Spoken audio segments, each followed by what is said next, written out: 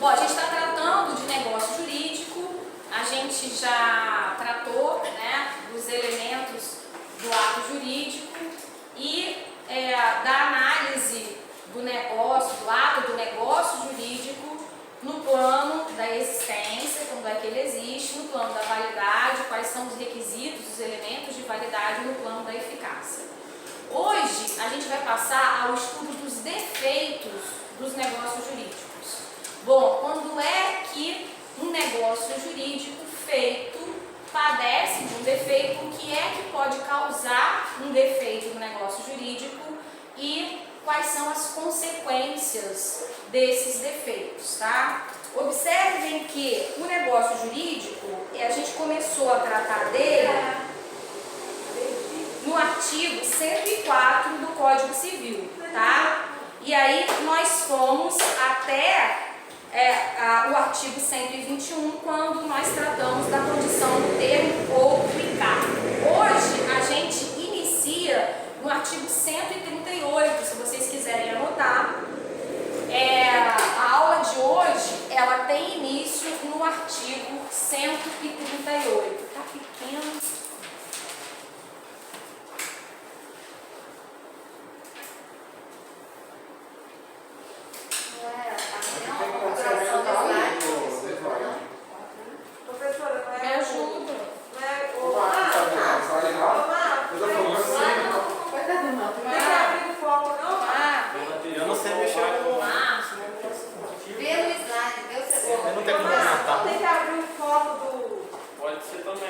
O problema está entre, né, a cadeira, caso eu, não?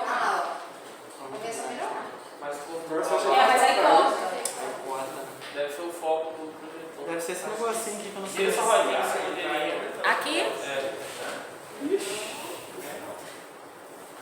Tem outro não? Na frente. Não é.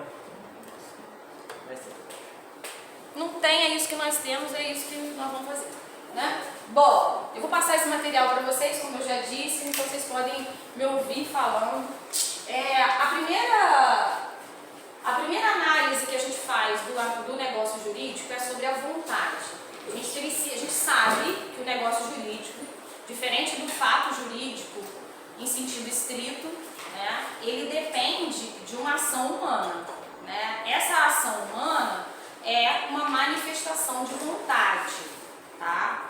A manifestação de vontade daqueles que estão celebrando o negócio jurídico, ela deve ser livre e consciente. Existem vícios, defeitos que incidem sobre a manifestação de vontade. Então, como a gente tem anotado aqui, a vontade é a mola propulsora dos atos e negócios jurídicos. E ela deve ser manifesta de forma idônea para que o ato tenha vida normal na atividade jurídica e no universo negocial. Isso significa que o que é manifestação de vontade idônea? É manifestação de vontade livre e consciente. Aquele que está declarando a sua vontade, manifestando a sua vontade na celebração do negócio, ele tem que ter a exata noção do que ele está fazendo, tá? Se essa vontade não corresponder ao desejo do agente, o negócio jurídico torna-se suscetível de nulidade ou anulabilidade. A gente vai ver que a maioria dos vícios de vontade, eles geram anulabilidade, tá? Com exceção da simulação que gera nulidade. Mas tudo vai depender da análise do caso concreto. A gente vai ver, por exemplo, que o erro, que é um dos defeitos que incidem sobre a vontade de quem está manifestando a vontade, ele pode ser um erro excusável, um erro desculpável ou um erro inexcusável, indesculpável. O que seria um erro indesculpável? Seria um erro praticado e que não se desculpa o erro. A pessoa não pode alegar a própria ignorância, né, sobre o negócio, principalmente se for para se beneficiar da anulação do negócio, tá?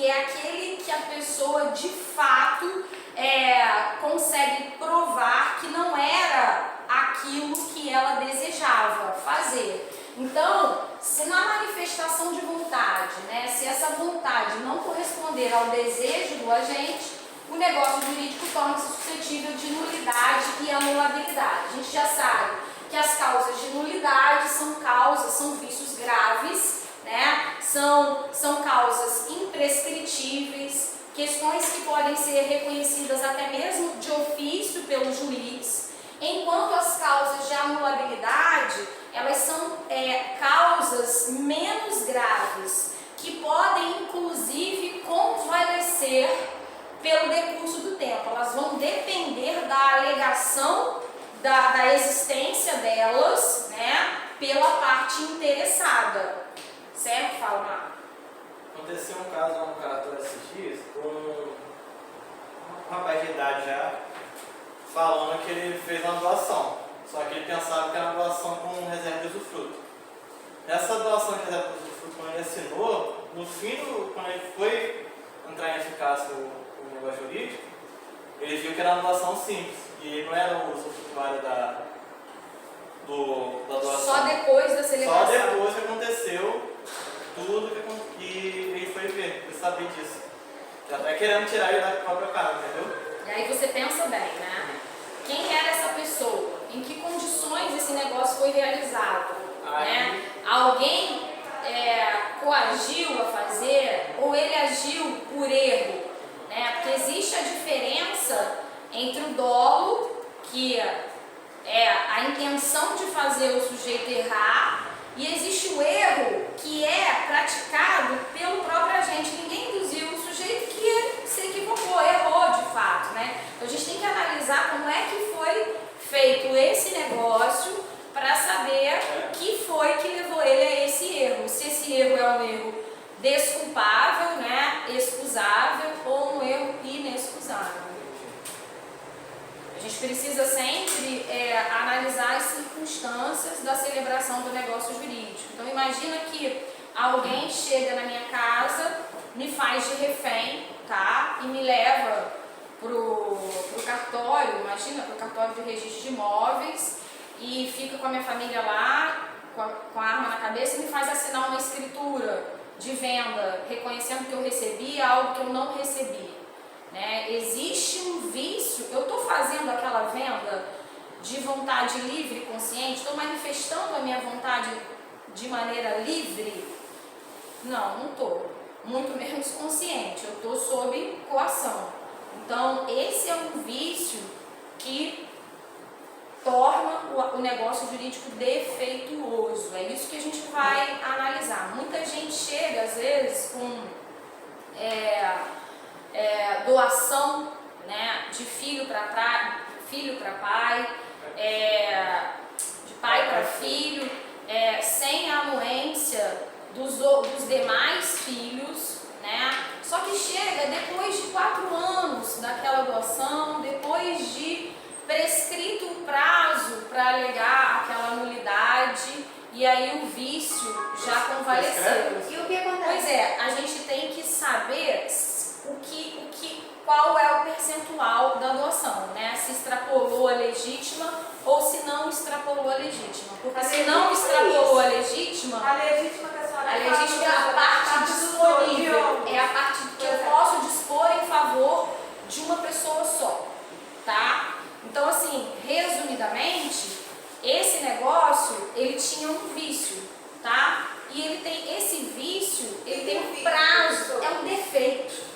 Vício é sinônimo de defeito. Então, quando eu falo assim, defeito do negócio jurídico, se eu disser vícios dos negócios jurídicos, eu estou falando de sinônimo, tá? Defeito ou vício é algo que incide que existe no negócio jurídico que pode torná-lo nulo ou anulável, dependendo da gravidade do defeito, tá? Então, como a gente vinha falando, quando a vontade nem ao menos se manifesta, quando ela é totalmente tolhida, não se pode nem mesmo se falar em existência do negócio jurídico. Então, para ter negócio jurídico, tem que ter manifestação de vontade. É um dos requisitos de existência do negócio jurídico. Se ela não existe, não há que se falar em negócio jurídico. Então, o negócio jurídico, sem manifestação de vontade, ele é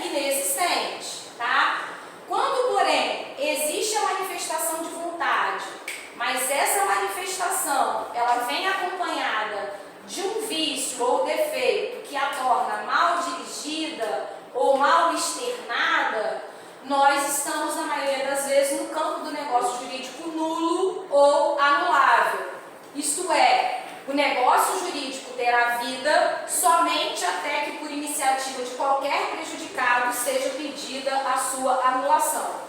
Nesse tema, o Código Civil, o capítulo 4 do livro 3, dá essas falhas de vontade, dá a essas falhas de vontade a denominação de defeitos nos negócios jurídicos. Se vocês estiverem com a legislação no celular, vocês vão observar no artigo 138 a seguinte redação. O artigo 138, ele é o primeiro artigo do capítulo que trata dos defeitos no negócio jurídico. E aí ele começa falando sobre o primeiro defeito, que é o erro, tá? Os defeitos nos negócios jurídicos, eles vão se classificar em vícios de consentimento, tá? Que são aqueles em que a vontade é manifestada de maneira livre, tá? Podendo ser eles em que a vontade não é expressa de maneira livre, podendo ser eles erro, dolo, coação, lesão, estado de perigo. Tem que decorar? Não, isso está tudo no Código Civil, tá? A partir do 138 a gente vai ver todas essas figuras que são vícios de consentimento.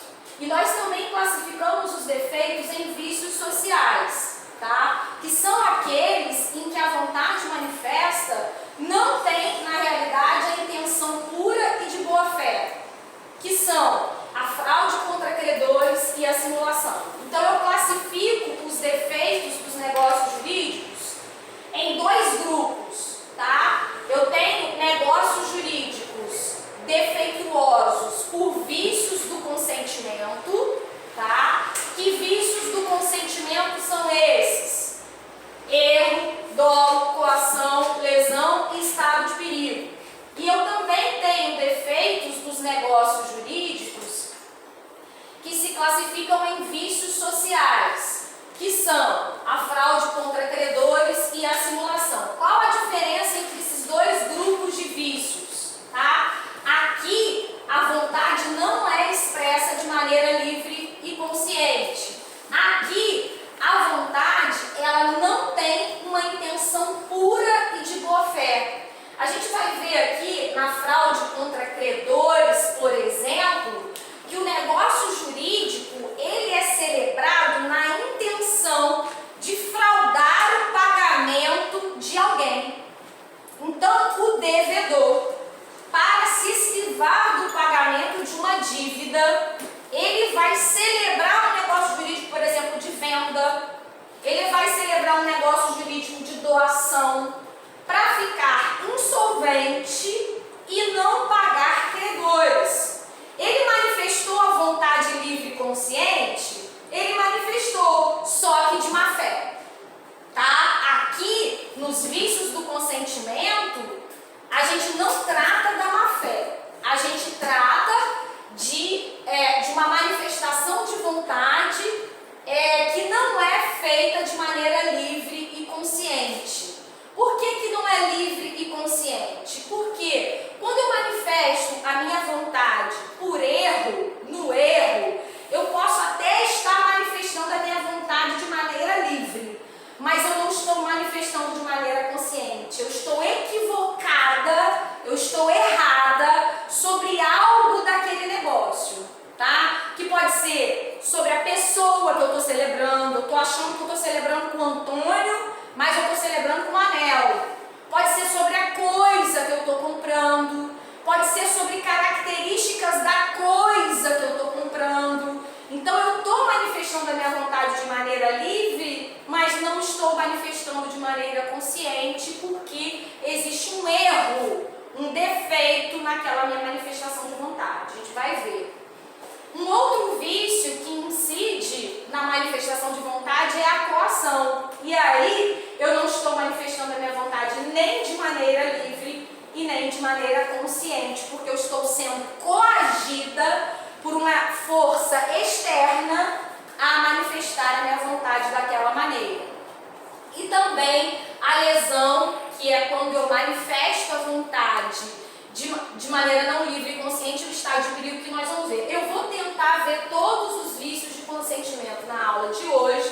Se eu não conseguir, a gente vai continuar sociais eu já sei que não dá para ver hoje porque são muitos. Então, o primeiro, antes de entrar, né, no primeiro vício de consentimento, que é o erro, não há dúvida de que é de vital importância o estudo dos vícios que maculam. Essa palavra cafona, ela é muito usada no direito, tá? Maculam, mancham, tornam defeituoso, tá? É isso. Então, não há dúvida de que é de vital importância o estudo dos vícios que maculam o negócio jurídico celebrado, atingindo a sua vontade ou gerando uma repercussão social, tornando o mesmo passível de ação anulatória pelo prejudicado ou de nulidade absoluta no caso de simulação. Isso está no artigo 166 do Código Civil.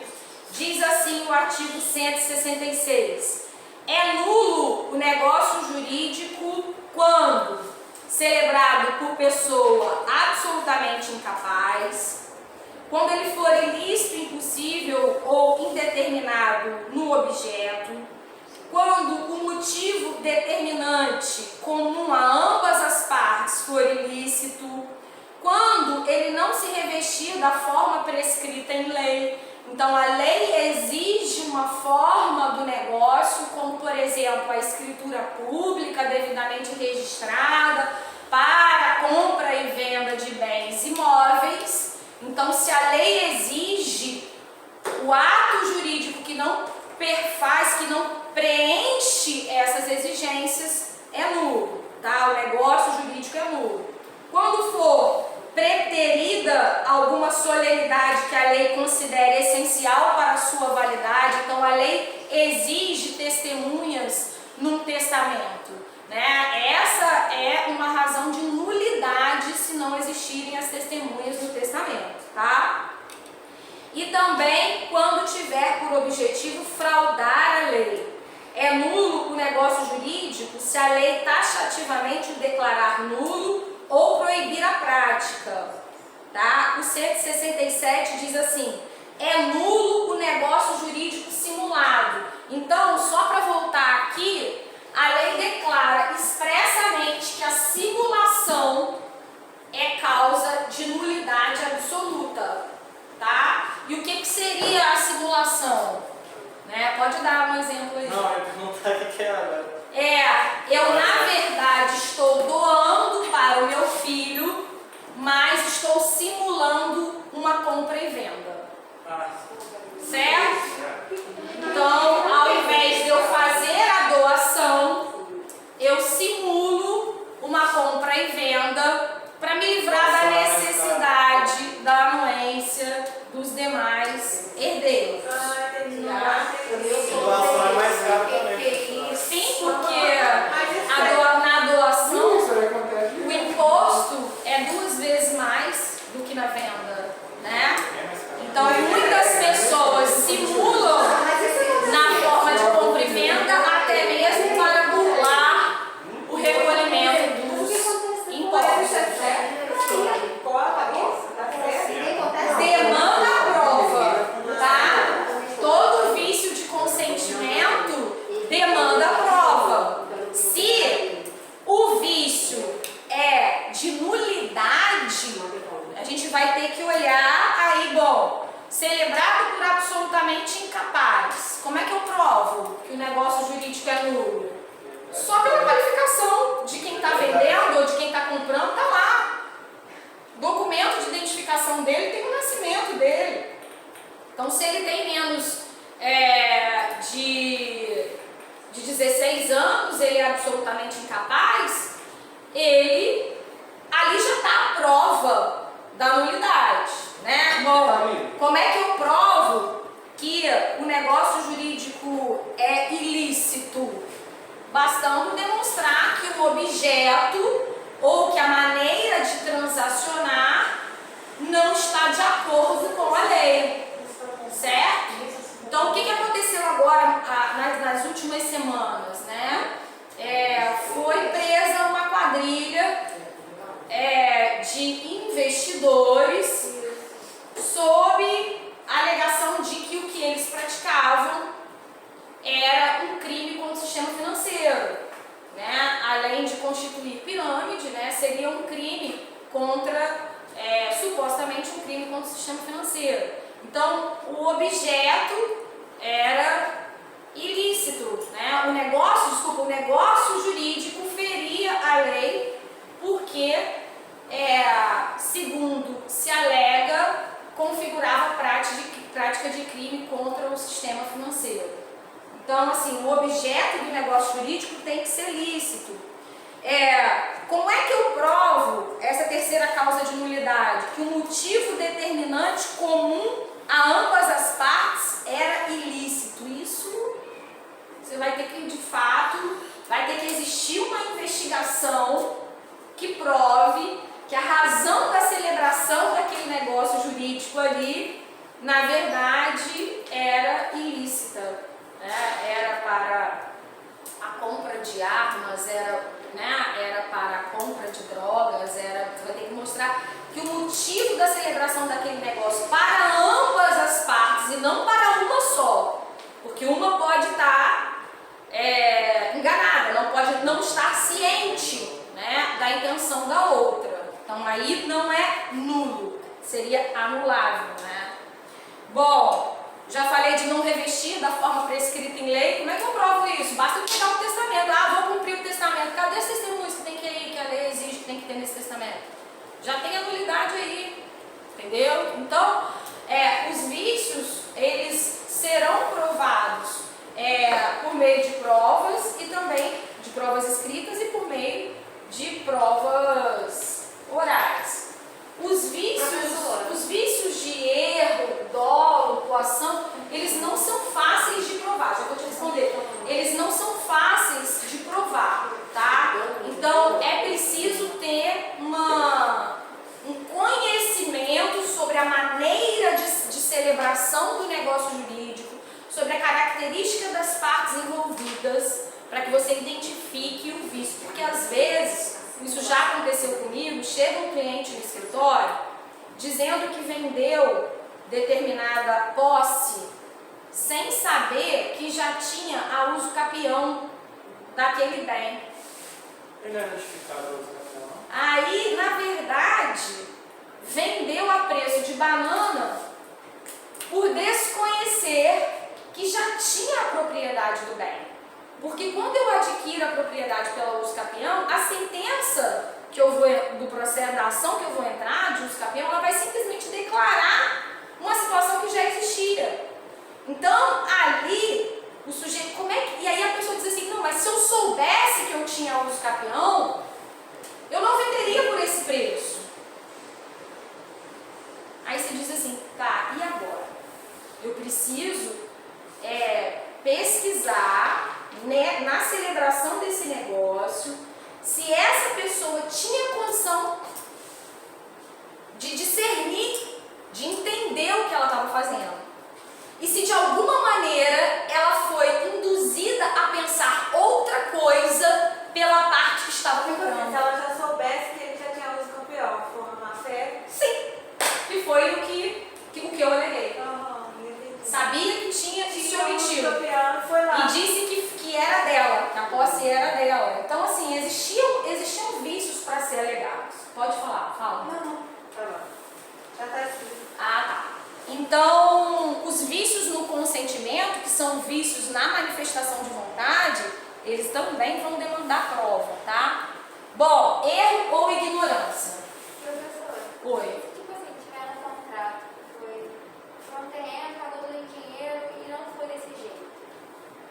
Tipo assim, foi outro meio de pagamento. Trocou outro terreno, coisas assim. Se deu quitação, tem que ter cuidado, né? Porque quando a gente dá quitação para outras, todo pagamento ele tem que ter uma quitação. E é recibo. Aí eu fiz um contrato de compra e venda e numa das cláusulas eu tô lá dando quitação pelo valor do negócio. Eu estou declarando expressamente que eu recebi. Né? Aí, para você provar que aquilo ali não é verdade, vai depender das circunstâncias. É possível que isso aconteça? É possível. A prova é fácil? Não. Professora, por exemplo, a senhora tem que deixar a cadeira ali. Aí a senhora faz um contrato comigo, lá na cláusula 7, a senhora cita que eu te dei 3 cheques do número tal, do valor tal. Isso já é quitação? Depende. Se o valor dos 3 cheques forem o valor do bem, né? E eu não tiver condicionado o pagamento, a compensação dos cheques, é quitação. Eu posso condicionar a compensação dos cheques. Pode ser que ele volte, né? Você condiciona ela de qual forma? Você expressamente que condiciona a quitação, a devida compensação dos cheques. Ah, entendi. Tipo que seria assim, a data tal, o cheque seria... Exatamente. Na data dada para pagamento, aí ó, o cheque vai estar sendo dado como garantia de pagamento. Às vezes você pode dar um cheque sem fundo aí, ó, é bom isso. A gente tem como, por isso que é importante consultar, né, um advogado no momento da celebração do negócio jurídico, para depois não ter que alegar a nulidade dele ou a anulabilidade dele em juízo. A gente tem que se cercar de todas as proteções, mas depois não dizer, mas eu não sabia. Porque aí é mais caro pagar o advogado para te defender em juízo do que para te orientar no momento da E celebração o do contrato contrato. de compra e venda, ele é válido? Sim, ele é válido, ele é um negócio válido, tá? Mas ele não transmite a propriedade, ele transmite a Mas posse. ele prescreve? A transação prescreve? O que é isso? Eu não sei. Não, preste atenção. Se você fizer um contrato de compra e venda com alguém de um bem imóvel, o que você está fazendo é comprando a posse, tá? Porque a transmissão da propriedade, ela só se dá se você fizer a escritura e registrar, tá? Isso não significa que você vai perder o bem. Porque eu posso ter, por exemplo, o contrato de compra e venda de determinado imóvel, eu tenho um imóvel assim, tá? E o vendedor morrer. E não dá tempo de fazer a escritura, né? E aí eu vou precisar demandar contra os herdeiros para obrigar a concessão da escritura para mim. Ou então nem vou fazer isso, vou ficar quieta lá para comprar essa uso capião, vou pagar o IPTU, vou construir, Quando eu adquirir pela uso capião, aí eu aciono os proprietários. Agora, qual é o risco de se comprar um bem num contrato de compra e venda? É o vendedor vender para várias pessoas. Né? Porque proprietário é quem registra. Imagina que eu tenho um imóvel, aí eu sou muito desonesta, vendi, já vou te dar a palavra, vendi esse imóvel na compra e venda para você e para você. Tá? Recebi de você e de você. Vendi até primeiro para você. Só que ela foi lá e registrou no nome dela. A hora que você for fazer o registro, ela fala assim, não. Professora, eu falei um caso desse na aula, né, Marta? A propriedade é dela. A propriedade vai ser dela, tá? Você vai ter ação contra quem? Contra mim. Mas nisso eu já meti o pé. Só dor de cabeça. Então, assim, vai comprar bem imóvel, faz a escritura. Que aí você vai estar assegurado de que você tem a propriedade. Fala, A uso capião, quando você está em posse dentro do imóvel, você mora lá, mas aí, como você disse, o proprietário ele falece. O tempo da uso capião, que você usa o capião do imóvel quando a pessoa morre, ele começa a contar de novo ou continua a contar? não, continua correndo. Continua correndo. Karine, vamos supor assim, eu estou celebrando um contrato com você, só que a gente está no restaurante, assim, tomando, vamos supor, champanhe, assim, para comemorar. Aí eu quero te passar a perna. Você pode alegar que você estava sob o efeito de álcool e gerar nulidade? Depende. Porque se você foi induzido a não estar consciente para celebrar o negócio, sim. Né? Então, se você, na verdade, você não agiu de maneira livre. Mas só se tiver testemunha. Né? Agora, vamos provar, né? E aí o vício de consentimento aí é uma linha de cabelo, entendeu? É uma questão que você vai ter que provar todo um caminho, você vai ter que pegar conversas anteriores, demonstrando que você não queria vender o bem, que a pessoa estava insistindo em comprar o bem, né? Você vai ter que fazer todo um caminho, um lastro para tentar provar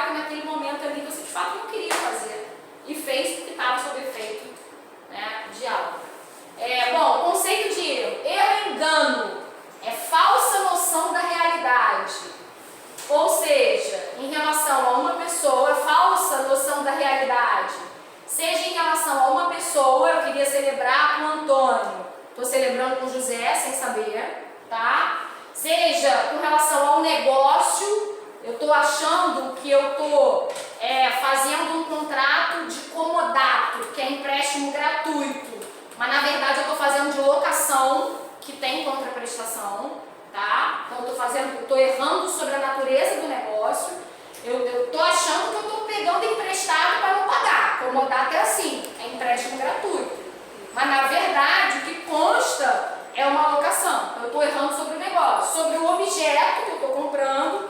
Então eu tenho uma falsa ideia sobre o objeto que eu estou comprando. Eu estou achando que eu estou comprando uma televisão X, mas eu estou comprando uma televisão Y, tá?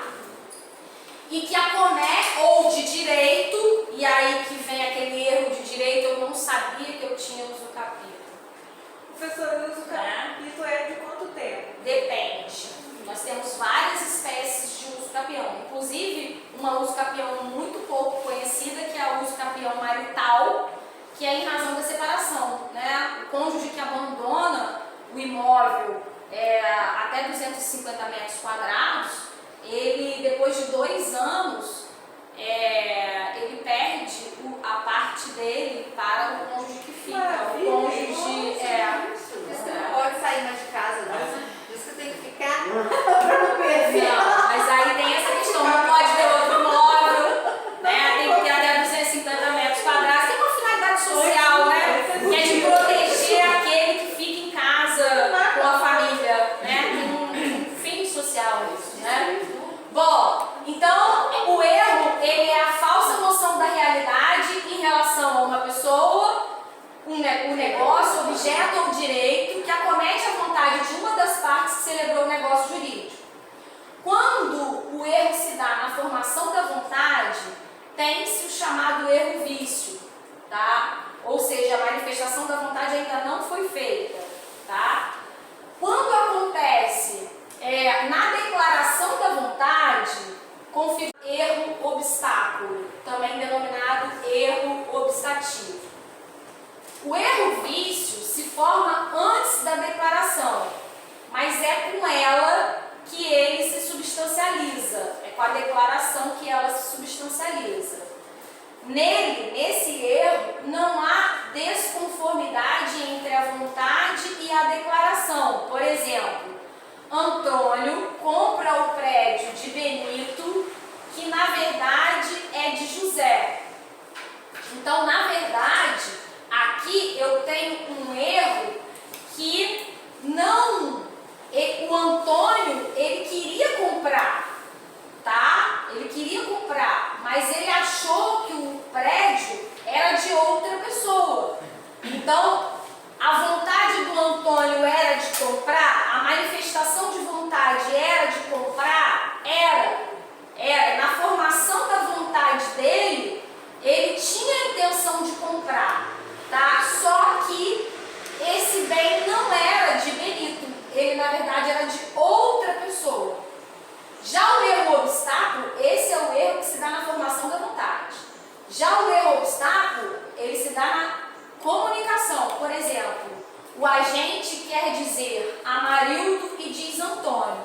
Eu quero dizer que eu estou comprando de Benito, mas eu digo que eu estou comprando de José. Deveria constar o nome Karine como vendedora ou como compradora e consta o nome de Maria, tá? Esse é o erro que acontece na comunicação. Então, erro é o vício de consentimento que se forma, observe isso, sem induzimento intencional de pessoa interessada. Ninguém está induzindo a pessoa a errar. A pessoa está errando sozinha, tá? Então, o erro é o vício que se forma sem o induzimento intencional de pessoa interessada. É o próprio declarante que interpreta equivocadamente uma situação fática ou lei e, fundado em sua cognição falsa, no seu conhecimento equivocado, manifesta a vontade, criando, modificando ou extinguindo vínculos jurídicos. O sujeito acha que sabe o que está fazendo e não sabe. O Código Civil equipara o erro à ignorância mas ambos expressam situações distintas. Enquanto no erro a vontade se forma com base na falsa convicção do agente, na ignorância não se registra distorção entre o pensamento e a realidade, pois o agente sequer tinha tomado consciência da realidade dos fatos ou da lei. Ignorância é falta de conhecimento. Erro é conhecimento divorciado da realidade, tá? Então, ignorância é falta de conhecimento. Erro é conhecimento diverso da realidade. Entretanto, o erro, se é considerado como causa de anulabilidade ou nulidade relativa do negócio jurídico, se for essencial ou substancial e excusável ou perdoável. O erro essencial. O que é erro essencial? Artigo 138.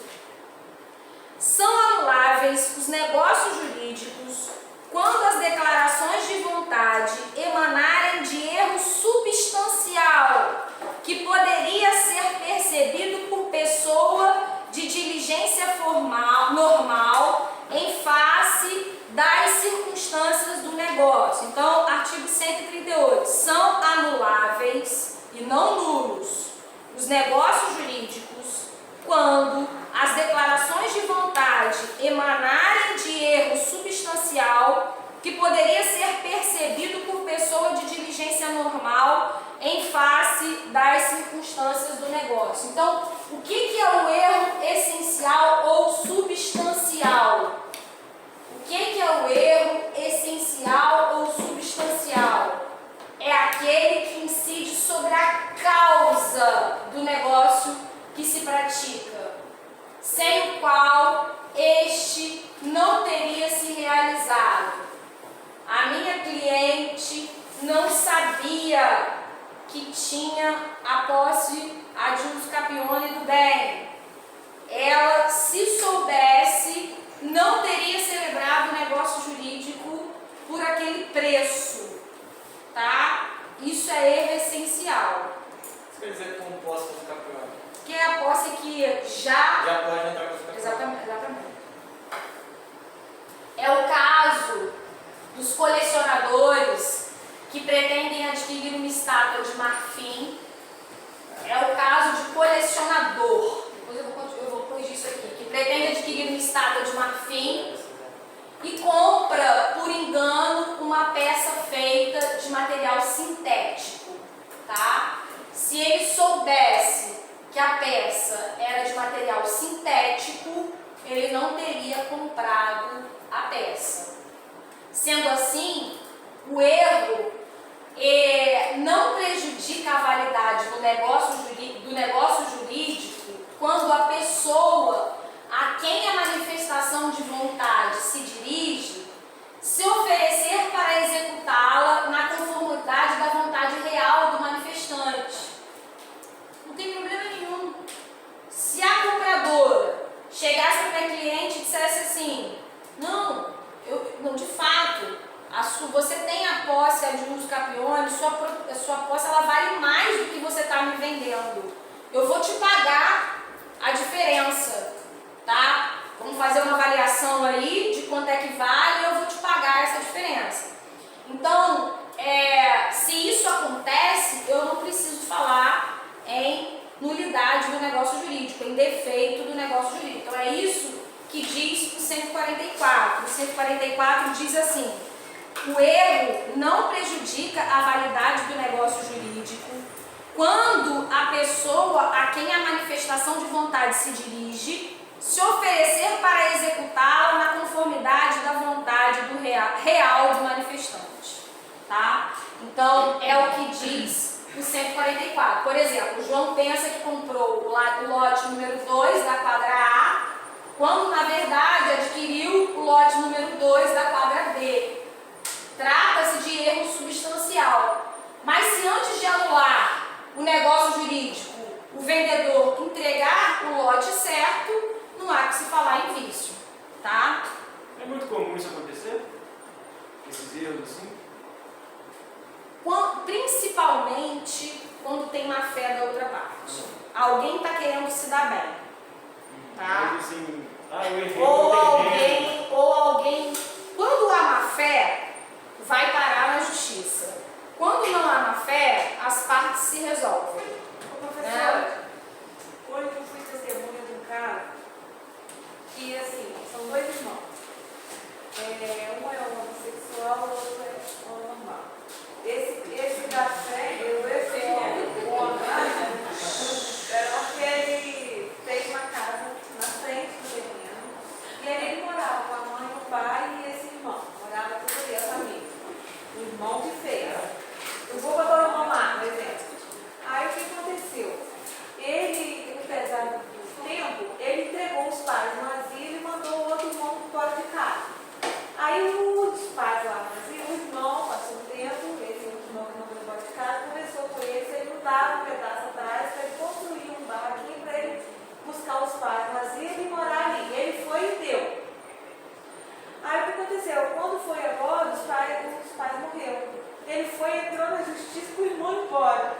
Só que me colocou como eu não sabia nada disso. Eu fiquei sabendo tudo na hora lá que a defensora lá, eu falei, gente, me colocou nisso, eles não têm que me avisar que eu sou. Me oferecer, eu, tipo assim, se aceita nada, eles vão lá e dar assim, não deram o meu nome todo, deram só o meu primeiro nome, falaram onde que eu moro, só assim. Na verdade, a prova testemunhal, a testemunha ela tem o compromisso de dizer a verdade sob pena de crime de falso testemunho, né? Então, assim, em regra, a gente nunca deveria ir buscar a testemunha para ela dizer, né, nada diferente da verdade. Por isso que você nem foi procurado. Eles deveriam estar achando que você ia dizer sobre as circunstâncias que você viu, de fato. Eu falei isso daí. Aí, Quando não sabe, diz que não sabe. Mas quando sabe, colabora com a justiça. A testemunha, ela é, na verdade, testemunha do juízo. Ela não é das partes, né? Quando ela é arrolada, é testemunha do juízo.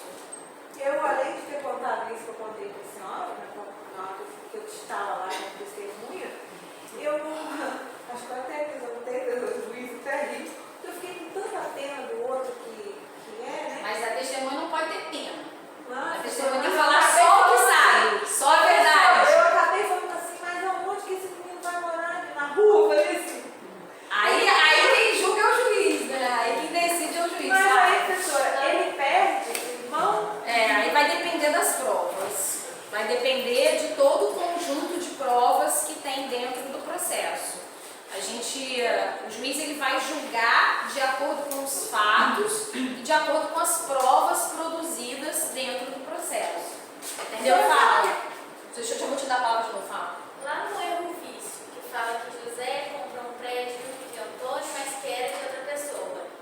Nisso, agiu de má fé? Não necessariamente. Ele se equivocou, ele pode ter se equivocado mesmo. Poderia ser a falsa ideia de que aquela pessoa era... Mas essa questão entra na justiça para resolver ou não é necessário? Se a pessoa quiser resolver voluntariamente, né? Beleza, não vai precisar, né? Mas agora, se, por exemplo, ele pagou a pessoa errada, imagina, né? Que ele está achando que está comprando de fulano e não está comprando. Aí ele pagou para a pessoa errada. E aí? Aí o possuidor, o proprietário ou o possuidor que está lá diz assim, não vendi para você. Mas aí tem a Aí ele vai ter que ingressar contra aquele que ele se equivocou, né? Agora, se as partes se entendesse, não, eu achei que eu estava comprando de você, mas é de mim mesmo, pode me pagar aqui. Vem cá, o negócio aqui não tem que se falar com ele não. Eu não entendi uma coisa. Quando a pessoa tem um campeão daquele negócio jurídico, né, tem que pagar mais. Por quê? Pagar mais como assim? Tem um valor. A posse, né, ela tem um valor menor do que a propriedade. Por quê? Porque a posse ela é uma situação de fato. Ela não é uma situação de direito. Né? Então ela tem um valor menor do que a propriedade, que te confere um título de proprietário do bem. Mas o que significa isso então? Que a pessoa só pode usar, os campeões só usar? Tudo bem? Não tem a posse? Preste atenção, existe uma diferença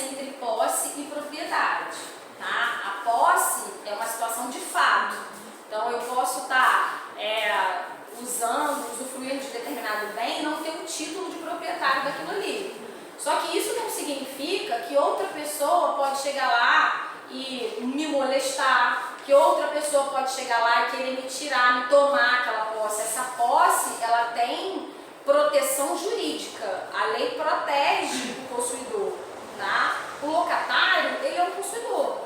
Ele é um possuidor direto do bem. Então, o locatário, na qualidade de possuidor direto, ele tem proteção processual em face do locador, por exemplo. A propriedade é título que confere o direito real de propriedade, que necessita, no caso de bens imóveis, do instrumento que a lei diz que é a escritura devidamente registrada. Então, o que vale mais economicamente? Fala você paga mais numa posse ou numa propriedade? É claro que eu pago mais na propriedade, né? Porque em razão da segurança, em razão da certeza, né? Oi? Claro, meu amor, não precisa me avisar. Qual é o seu nome? Kelly. Pode ir à vontade, pode sair quando você precisar, tá? Eu teria que você falou nesse negócio de locação, assim, vamos supor, se eu alugo a minha casa pra você, mas ela tudo certo no meu nome, mas sem contrato, assim, e você bate o pé e não quer sair da casa, você tem a posse direta dela, né? Tem, mas é assim, o fato de eu não ter um contrato escrito não me dá mais ou menos direitos, tá? O fato de eu não ter um contrato escrito vai dar mais trabalho, né, para tirar a pessoa de lá. Mas eu consigo provar, por exemplo, um contrato de locação verbal com a emissão lá dos recibos mensais ou com um depósito do valor mensal da locação lá na conta do credor, tá? E aí eu notifico a pessoa para sair, vou fazer uma notificação, que é a denúncia do contrato, dizendo que não tenho mais interesse em permanecer com o contrato, que eu quero romper o contrato, eu locadora. Se a pessoa não sai, aí eu manejo uma ação para tirá-la de lá. Não é porque eu tenho a posse que eu tenho o direito de ficar lá quanto tempo eu quiser. Eu preciso respeitar o contrato e, na falta do contrato, a lei de locação. Professora, e quando entra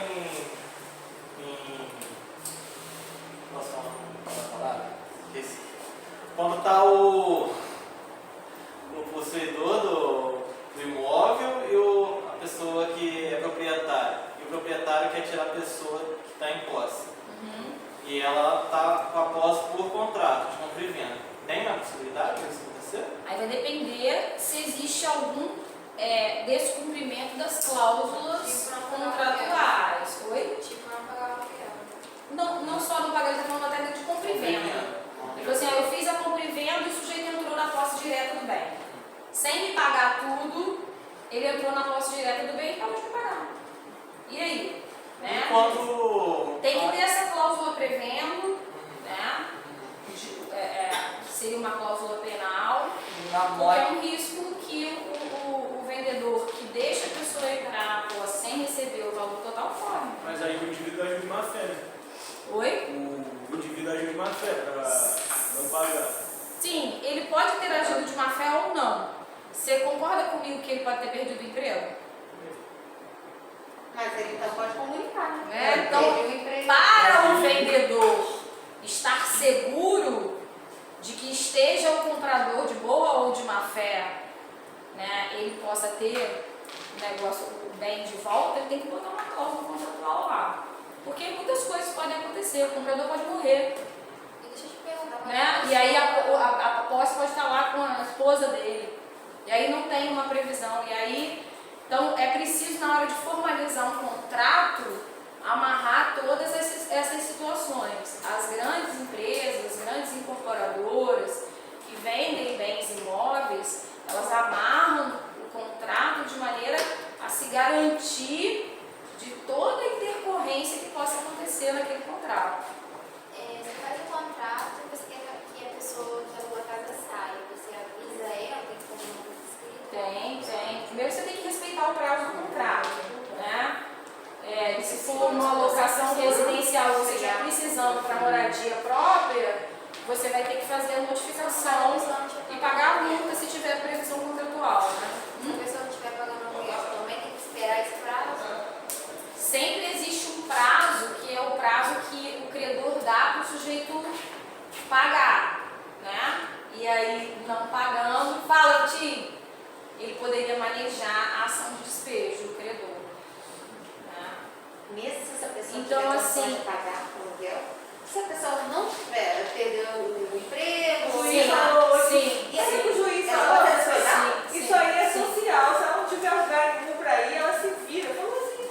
Cara, uma vez a minha mãe alugou uma casa Falou assim, professora. que ele mora, tipo assim, a mãe dele morava com ele numa outra casa nossa. Tipo assim, ela pagava direitinho. Aí eles foram embora e eles voltaram que tinha pago. Tinha pensão da mãe. Então ele pegava e pagava direitinho. Os primeiros meses pagou direitinho e ficou 9 meses sem pagar o lugar da minha mãe. E tipo assim, ele maltratava a mãe dele. A outra filha teve que vir culpada, Essa é a função, por exemplo, das garantias nos contratos. Aí, Fiador. minha mãe tentou fazer de tudo pra tirar ele da casa, porque ele não pagava o aluguel. Tipo assim, ele falava, ele batia a boca dele, não tava nem aí, que não ia pagar, que queria que tirava ele.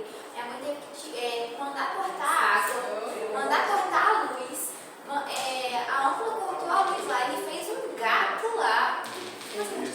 Polícia lá na casa dele. E mesmo assim. Nem Aí depois ele teve um prazo, nem conseguiu melhorar o carro dele, porque ele ficou assim, tempo todo sem pagar o aluguel, minha mãe pegou um prejuízo danado. No final ele saiu, alugou uma casa mais cara ainda com piscina, com a esposa dele. Quando ele saiu, você falou assim, graças a Deus que ele saiu, o meu problema acabou. Porque nessa hipótese, a gente já não tá nem querendo receber mais nada. A gente só tem um sujeito No limpo. final ele acabou morrendo de Covid, deixou a esposa e a filha. Essas histórias se repetem, vocês vão ver muito isso, Aí tá? o policial Vocês vão falou ver assim, muito. ó, não fala nada não, hein? A mulher falou assim, mais uma gracinha da Márcia. Eu falei assim, mais uma gracinha sua, que tu tá devendo, quer fazer graça. Ai, gente, não aguento não.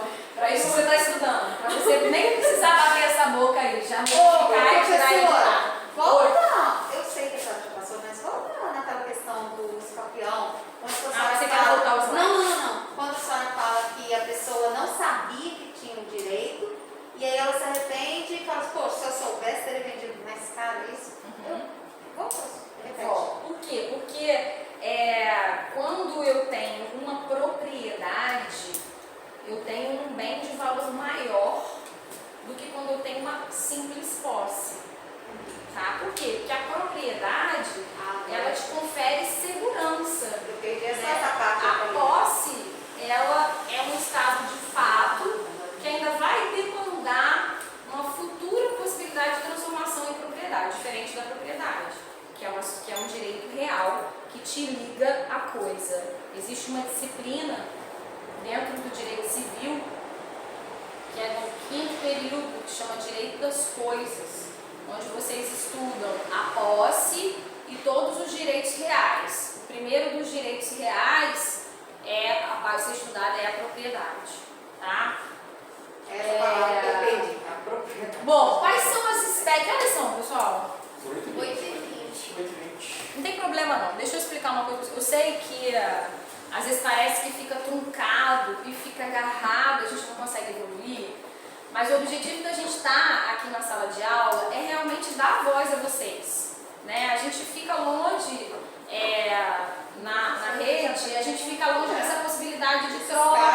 Então, eu sei que às vezes fica muita gente querendo, para de perguntar, deixa a professora aí, deixa ela evoluir e tal. Mas esse espaço é para isso também, né? Esse final de ano, a gente precisa fortalecer esses vínculos, poder conversar com o professor, né? Ter contato com o professor de verdade. Não que a gente seja de mentira, mas é por isso que eu não estou deixando, não estou cortando. Em geral, eu corto. Tá? Em geral, quando eu preciso fazer a matéria fluir e eu já estou na sala de aula há muito tempo, eu falo assim, segura aí no final para eu dar a matéria toda e no final eu vou respondendo. Mas como a gente está passando por essa situação, eu estou dando voz a todo mundo que quer falar. E aí eu peço aos colegas que compreendam que isso é importante, né? Não só para vocês, como para mim também. É sim, a gente sempre aprende. Bom, espécie, hipóteses de erro substancial. Quais são as hipóteses de erro substancial? Artigo 139 do Código Civil. Diz o artigo 139. O erro é substancial quando interessa à natureza do negócio, ao objeto principal da declaração ou a alguma das qualidades a ele essenciais. Então, o erro é substancial quando, inciso 1, interessa à natureza do negócio, ao objeto principal da declaração ou a alguma das qualidades a ele essenciais. Também é substancial o erro quando diz respeito à identidade ou à qualidade essencial da pessoa a quem se refere a declaração de vontade, desde que tenha influído nesta de modo relevante.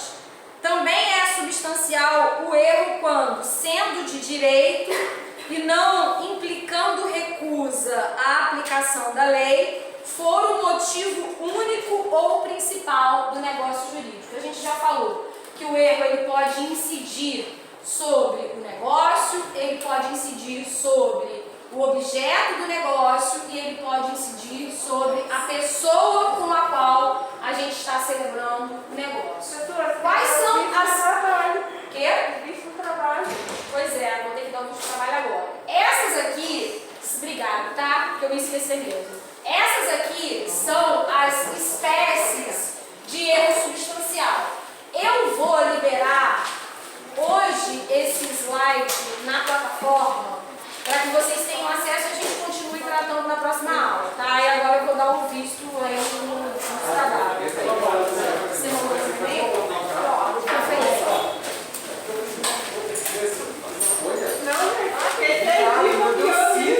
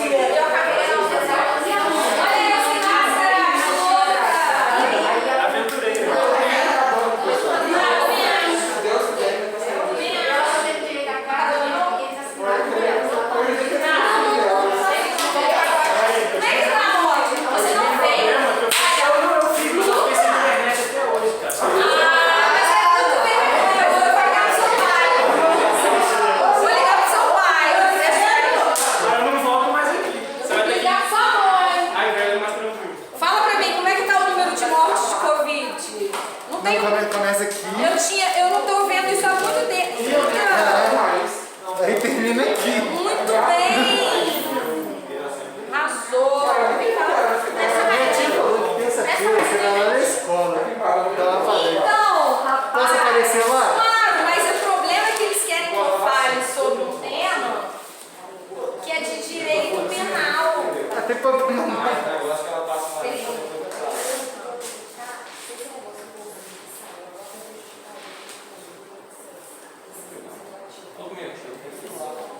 Ué, só marcar. Direito escrito.